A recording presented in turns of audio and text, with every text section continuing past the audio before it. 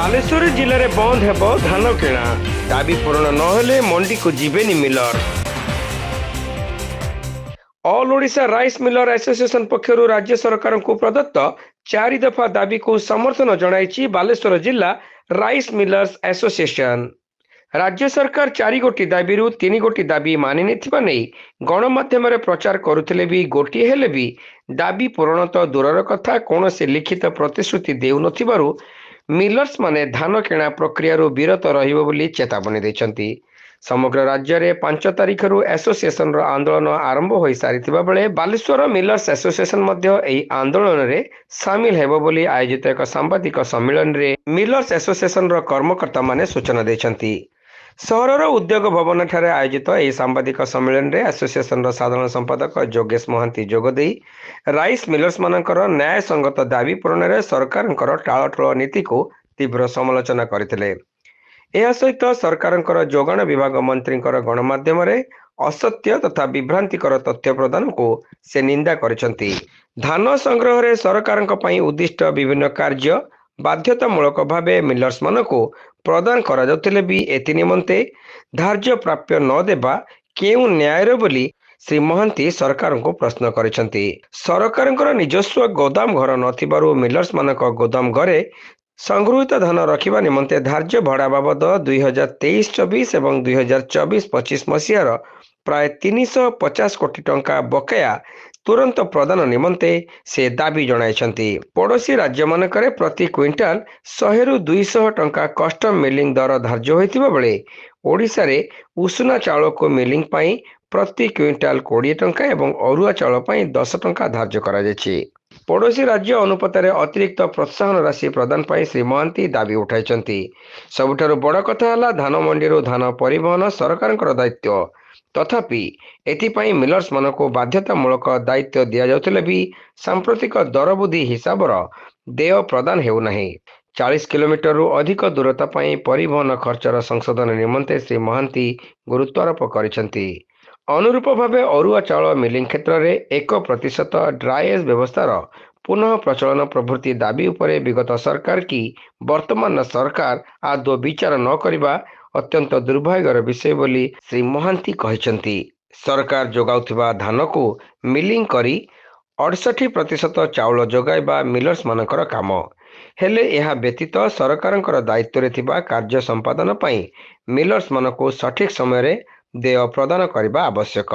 ତେଣୁ ମିଲର୍ସମାନଙ୍କର ଦାବି ପୂରଣରେ ସରକାରଙ୍କର ଅସହଯୋଗିତା ବିରୋଧରେ ସେମାନେ ଧାନ କିଣାରେ ସହଯୋଗ କରିବେ ନାହିଁ ବୋଲି ଶ୍ରୀ ମହାନ୍ତି ସ୍ପଷ୍ଟ ଭାବେ କହିଛନ୍ତି। ମୁଁ ଯୋଗେଶ ଚନ୍ଦ୍ର ମହାନ୍ତି, ସେକ୍ରେଟାରୀ ବାଲେଶ୍ୱର ଜିଲ୍ଲା ରାଇସ୍ ମିଲର ସଂଘ।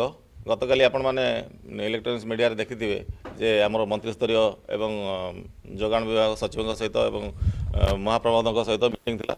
ସେ ଆଲୋଚନା ଆମର ଆପୋଷ ଆଲୋଚନା ପ୍ରତ୍ୟେକ ଓଡ଼ିଶାର 30ଟା ଜିଲ୍ଲାର ପ୍ରତିନିଧି ସେଠି ଉପସ୍ଥିତ ଥିଲେ ଏବଂ ସେ ଯେଉଁ ଆଲୋଚନା ସେଠି ବିଫଳ ହେଲା। ସରକାରଙ୍କ ପାଖରେ ଆମର ଯେତିକି ଆଲୋଚନା ଥିଲା, ଦାବି ଥିଲା, ଆମେ ଯେଉଁ ରଖିଥିଲୁ, ସରକାର ଯଦିଓ ଯୋଗାଣ ମନ୍ତ୍ରୀ ଏବଂ ସରକାର କହୁଛନ୍ତି ଆମେ 3ଟି ପ୍ରତିଶ୍ରୁତି ଆମେ ପୂରଣ କରିଦେଇଛୁ ମିଲରମାନଙ୍କର, କିନ୍ତୁ ସେଇଟା ମିଥ୍ୟା ବୋଲି କାଲି ପ୍ରମାଣିତ ହେଲା। ତେଣୁ ଆମେ ଗତକାଲି ସରକାରଙ୍କୁ ଆମେ ଦେଇ ନୋଟିସ୍ ବିଧିବଦ୍ଧ ଭାବରେ ଜଣାଇଦେଲୁ ଯେ ଆମେ ଆପଣମାନଙ୍କର ପ୍ରତିଶ୍ରୁତିର କୌଣସି ମୂଲ୍ୟ ନାହିଁ। ତେଣୁ ଆପଣମାନେ ଯେପର୍ଯ୍ୟନ୍ତ ଆମକୁ ଲିଖିତ ନ ଦେଉଛନ୍ତି ସେପର୍ଯ୍ୟନ୍ତ ଆମେ ଆନ୍ଦୋଳନ ଆମର ଜାରି ରଖିବୁ। ଆମେ ଧାନ ସଂଗ୍ରହ ପ୍ରକ୍ରିୟାରେ ଆମେ ସାମିଲ ହେବୁ ନାହିଁ। ଆମର ପ୍ରଥମତଃ ସରକାରଙ୍କର ଆମର କଷ୍ଟଡି ମେଣ୍ଟେନାନ୍ସ, ଯେଉଁ ଧାନର ରକ୍ଷଣାବେକ୍ଷଣ, ଆମେ ଯେଉଁ ଗୋଦାମରେ ଆମେ ଧାନ ଆଣିକି ସଂଗ୍ରହ କରି ରଖୁଛୁ, ସାଇତିକି ବର୍ଷ ଧରି ରଖୁଛୁ, ସରକାର ଆମକୁ 3 ମାସର ପ୍ରାପ୍ୟ ପ୍ରଦାନ କରନ୍ତି 7 ଟଙ୍କା 20 ପଇସା ଲେଖା କ୍ୱିଣ୍ଟାଲରେ। ବିଗତ 22-23 ପର୍ଯ୍ୟନ୍ତ ସରକାର ଆମକୁ ଦେଇ ଆସିଥିଲେ, କିନ୍ତୁ 22-23, 23-24ର 2 ବର୍ଷର ଆମେ କାମ କରିସାରିଲା ପରେ ମଧ୍ୟ ଆମକୁ ସେ ପ୍ରାପ୍ୟ ଆଜି ପର୍ଯ୍ୟନ୍ତ ସରକାର ପ୍ରଦାନ କରୁନାହାନ୍ତି। ସେଇଟା ଆମକୁ ପ୍ରତିଶ୍ରୁତି ଯୋଗାଣ ମନ୍ତ୍ରୀ ଆମକୁ କହିଥିଲେ ଯେ ଆମକୁ ଅଲରେଡ଼ି କରିଦେଇଛୁ, ଆପଣମାନଙ୍କୁ ଶୀଘ୍ର ମିଳିଯିବ, କିନ୍ତୁ ଏଇଟା ମିଥ୍ୟା ପ୍ରତିଶ୍ରୁତି ଏବଂ ଖାଲି ଏଇଟା ପାଣିର ଗାର। କୌଣସି ଆମକୁ ଲିଖିତ ଆମକୁ ଦେଉନାହାନ୍ତି କି ପ୍ରାପ୍ୟ ପ୍ରଦାନ କରୁନାହାନ୍ତି। ଦ୍ୱିତୀୟ, ଆମର ଯେଉଁ ଟ୍ରାନ୍ସପୋର୍ଟେସନ୍ ଚାର୍ଜେସ୍, ସରକାରଙ୍କର ଏଜେନ୍ସି ମାଧ୍ୟମରେ ସରକାର ଧାନ ଉଠାଇବା କଥା ମଣ୍ଡିରୁ। ଆମର କାମ ହେଉଛି ଧାନରୁ ଆମେ ଚାଉଳ ବନେଇକରି ସରକାରଙ୍କୁ ଚାଉଳ ଫେରସ୍ତ କରିବୁ 68 କିଲୋ ହିସାବରେ। 1 କ୍ୱିଣ୍ଟାଲ ଧାନ ଆଗେନ୍ଷ୍ଟ 68 କିଲୋ ଚାଉଳ ଫେରାଇବା କଥା। କିନ୍ତୁ ସରକାରଙ୍କର ଯେହେତୁ କୌଣସି ଟ୍ରାନ୍ସପୋର୍ଟିଂ ଏଜେନ୍ସି ସରକାର ପାଉନାହାନ୍ତି, ସରକାର ସେଇ କାମ ଆମ ଉପରେ ଲଦି ଦେଉଛନ୍ତି। ଯେଉଁ କାମ ପାଇଁ ସରକାର ଧୀରେ ଧୀରେ ଯେଉଁ ପୂର୍ବ ବର୍ଷରେ ଯେଉଁ ଆମ ରେଟ୍ ଦେଇଛନ୍ତି ତାକୁ ମୋର କମେଇକିରି ଥାର୍ଡ଼ ସ୍ଲାବ୍ରେ 40 କିଲୋମିଟର ଉପରକୁ ଗଲେ ଆମକୁ 43 ପଇସା ମିଳୁଥିଲା, ବର୍ତ୍ତମାନ ତାକୁ 28 ପଇସା କରିଦେଇଛନ୍ତି ଏବଂ आजिका दिन में मार्केट दर डीजेल एवं अन्य इन्स्ट्रुमेंटर पार्ट्स जो दर सब बढ़ी चली तेणु से मार्केट में आम फिजिबल होना से आम प्रति काम करने सक्षम आम होना द्वितीय आमर मिलिंग चार्जेस 2008 मसीह आज पर्यंत आम दाबी कर आसीचु सरकार पाखे 20 टंका क्विंटाल पर क्विंटाल 20 टंका आमको उसना चाउल एवं 10 टंका अरुआ चाउल आम सरकार आमको दौरान किंतु पड़ोशी राज्य मानक आमर छत्तीसगढ़ तेलंगाना आंध्र प्रदेश आपणकर मध्य प्रदेश छत्तीसगढ़ बेंगल सबु जगार 100 टंका 80 टंका 200 टंका एमती आप पर क्विंटाल दि जाऊँगी किंतु आम से milling charge custom milling charges को आमको बढ़ाई आम सरकार पाखे नवेदन कर आसलु सरकार आमको प्रतिश्रुति जदिव देते गोटे मासर समय नहीं से गोटे मासर अवधि शेष हो जाइए सरकार आज पर्यंत कौन प्रतिश्रुति पालन करना से आमर आंदोलन जारी रही आंदोलन आम आगू जारी रखू। सरकारଙ୍କର उदासीनता कारणରୁ राज्ୟରେ 3400 मिलରୁ मात्र 1400ଟି କାର୍ଯ୍ୟକ୍ଷମ ରହିଛି। ଏହାରି ମଧ୍ୟରୁ 7ରୁ 8ଟି ମିଲ୍ ବନ୍ଦ ହୋଇଯିବା ପରେ ବାଲେଶ୍ୱର ଜିଲ୍ଲାରେ ମାତ୍ର 25ଟି ରାଇସ୍ ମିଲ୍ ପ୍ରତ୍ୟେକ ବର୍ଷ ଧାନ କିଣାରେ ସରକାରଙ୍କୁ ସହଯୋଗ କରି ଆସିଛନ୍ତି।